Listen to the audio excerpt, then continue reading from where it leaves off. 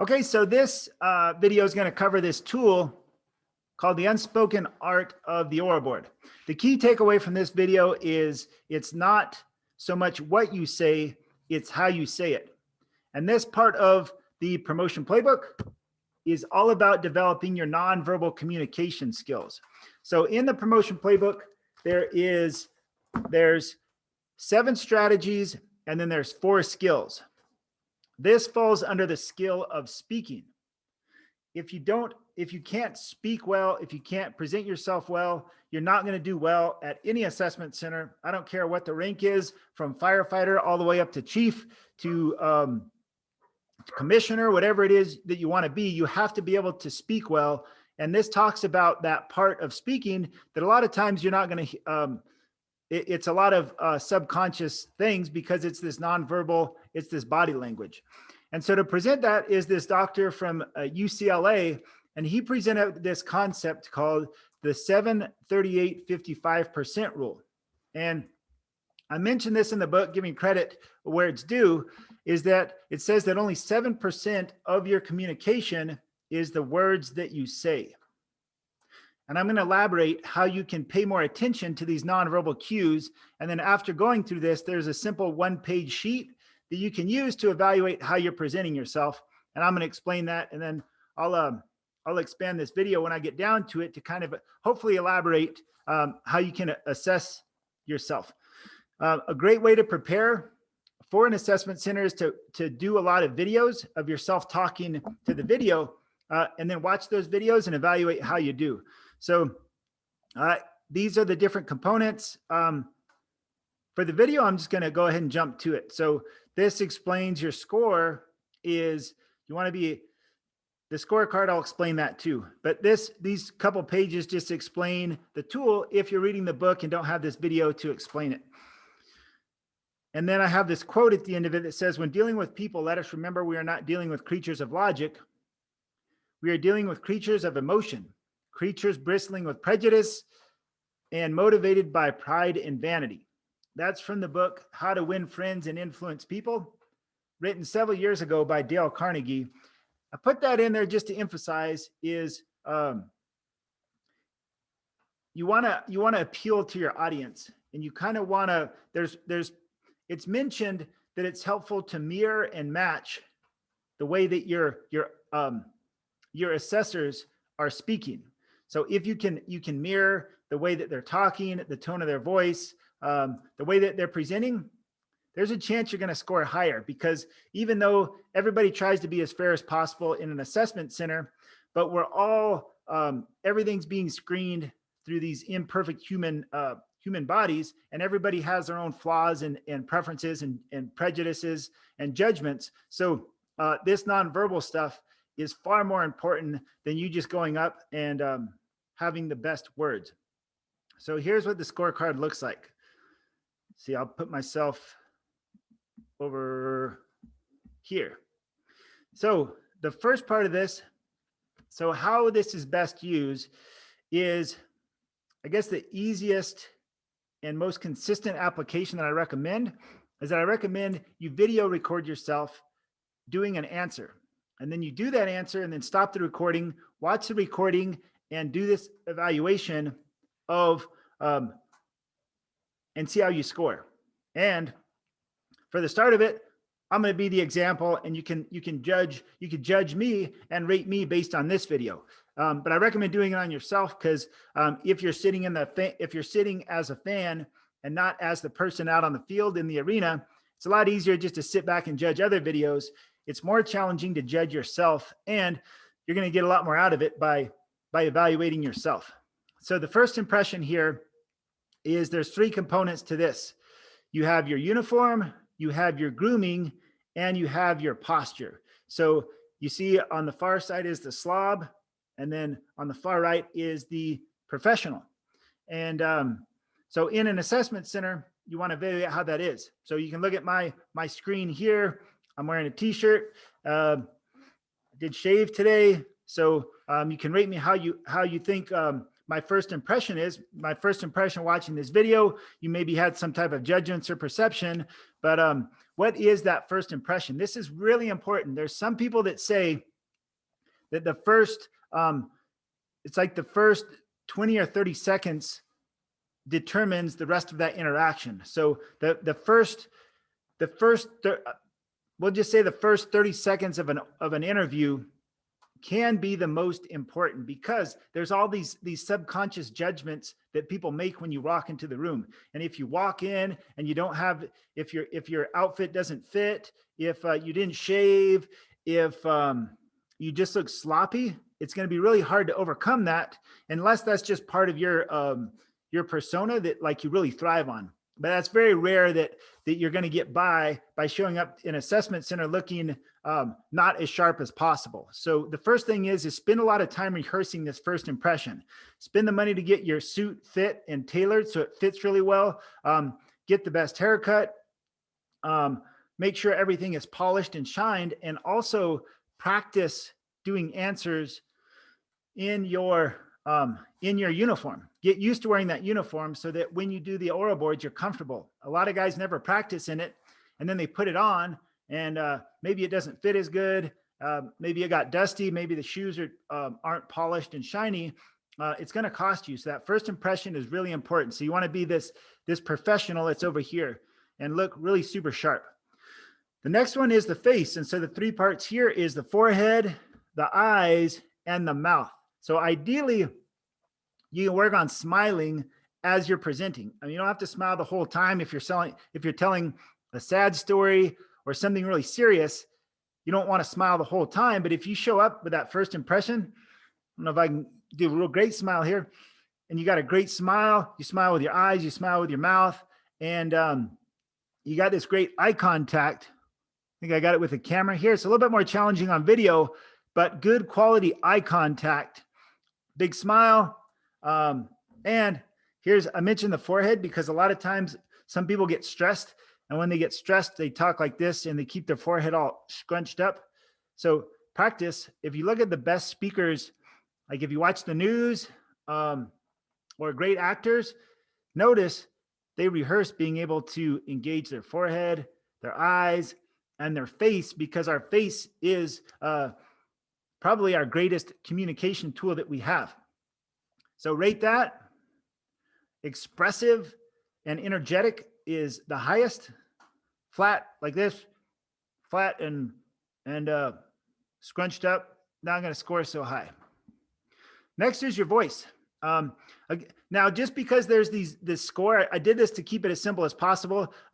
You can think there's a lot of variations in tone. So we're going into tonality, and there's three areas. What's your volume? What's your volume? Do you have a lot of variety in your volume and pitch and melody, or is it just flat and monotone and lame? Or are you speaking way too fast? If you speak way too fast, people aren't going to hear you. Or you could speak way too slow. So the far side of this is a robot. You don't want to speak like a robot. You want to have variation.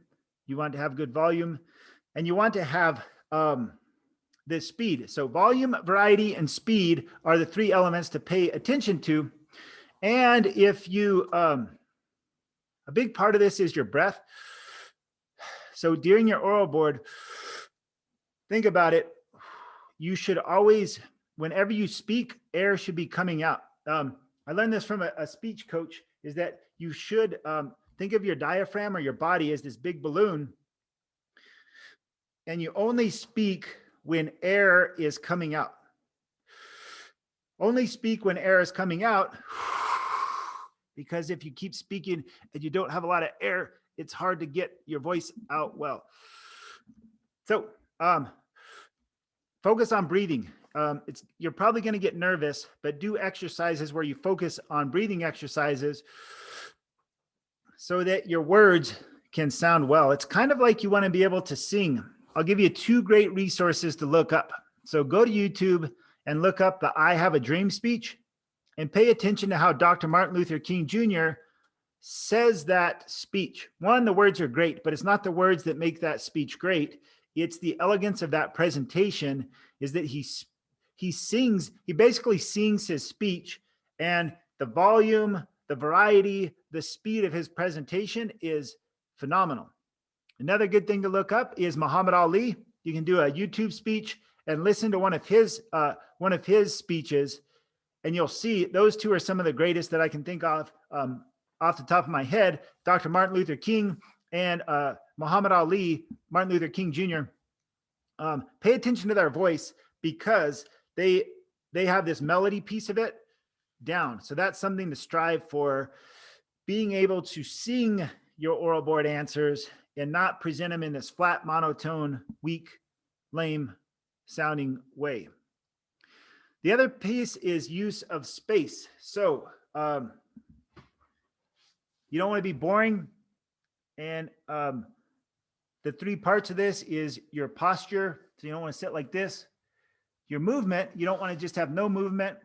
And then your gestures. So how you grade this. So asleep is what I said, is you're either asleep and you're boring and you're putting the audience to sleep. So picture this. Say that your oral board lands and it's, say that it's a, say that it happens right after lunch. And the people doing the oral board have been, they've been listening to people all day, tell them all this stuff all day. Now they just had a big lunch. Maybe they ran calls the night before.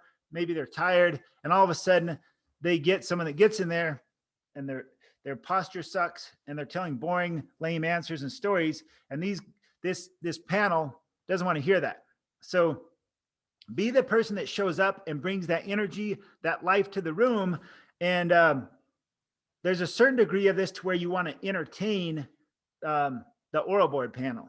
So you want to be alive. And your posture, so your posture, again, depending on the formality of your oral board, there can be some variation with this. So I know some departments are very paramilitary. And if everybody on your panel is an ex-military, specifically like maybe in the Marines where some things can be more rigid, or depending on what branch in the military, maybe they were more rigid or had more flexibility, but they might appreciate a more formal, more rigid presentation. Whereas if it's someone that has a different background that maybe isn't so strict, and maybe they, you kind of think of, if you know Chief Alan Brunacini, the retired chief of Phoenix Fire, he'd always present himself with a Hawaiian shirts, and he had these big glasses, and he had his own unique style, but he was really good at talking and engaging people. So whatever works for you, make sure that you're congruent with who you are, and then try to kind of match it to your audience also. So be true to yourself, be congruent with who you are, but also try to feel the audience and kind of have this dance back and forth of playing with it, with the energy of the question and using the space. So ideally you have good posture, and I think it can be helpful to emphasize with your hands, to speak, if you're comfortable speaking and using certain gestures to emphasize points. But you don't want to have like weird, you don't want to be sitting there fidgeting with stuff, or, you know, having these nervous twitches and throw that off. So use of space is really important. If you're giving a presentation, say it's not an oral board, but you have to give a presentation, make sure you don't just stand in one spot with your hands crossed like this. Make use of that room and engage with your audience. Again, there's a metaphor that one of the captains that beat me several years ago at an assessment center told me, which I didn't do well at that time, was he says, nobody goes to the zoo to see a tiger sleeping. They want to see the tiger that's pacing back and forth, and that's maybe angry about something, and it has this emotion, and it's pacing back and forth and growling and doing its chuffing thing. And it's a lot more engaging to see an animal that's moving around and dynamic than an animal that's just sleeping and not doing anything. So keep that in mind for the use of space. Final piece is the words. So the words still matter. What you don't want is you don't want random babble. You want clear, concise, and compelling language. So what this means is that you did your homework, is that you can speak to, you know yourself, you know the position, you know the department. If you know those three things, then if you can speak with facts, with data, you can present logical arguments, and you can also present stories which will appeal to the emotions. Words will help to paint this picture. So the words the words still matter. According to the 738-55% rule, that's only 7%, but it's still important. If you drop, if it's totally unprofessional to cuss in the middle of an oral board and you do it poorly, that could really hurt you. Whereas if, in the fire service, cussing in most fire cultures is pretty norm for it. And so if you have a story that's like super impactful for you, and in expressing that emotion, there's some cussing that comes out, there's pretty, it's a chance it could help. But anyway, I'm not going to touch the subject of cuss words, but words have an impact. The words you choose have a tremendous impact. So rehearse the type of words that you have to say. And then finally, the score here is the best score is that you're a champion. So as you score yourself, you want to get in this score where you're a champion. The contender is you're doing okay. And then the chump is not so great. So what it is you just go through this. So do a short oral board answer, watch it, grade yourself, score yourself, and then take notes on how you can improve. Something about this random one more final thing I'll say. The random babble is you also want to look for filler words like and not say those too often. Now my dog's barking. So thanks for watching. I hope this was helpful. And you can find out more by getting your copy of the promotion playbook. You can get on Amazon right now or on the website, which will be up soon. Thank you for watching, and I wish you the best of luck with your assessment center. Thank you.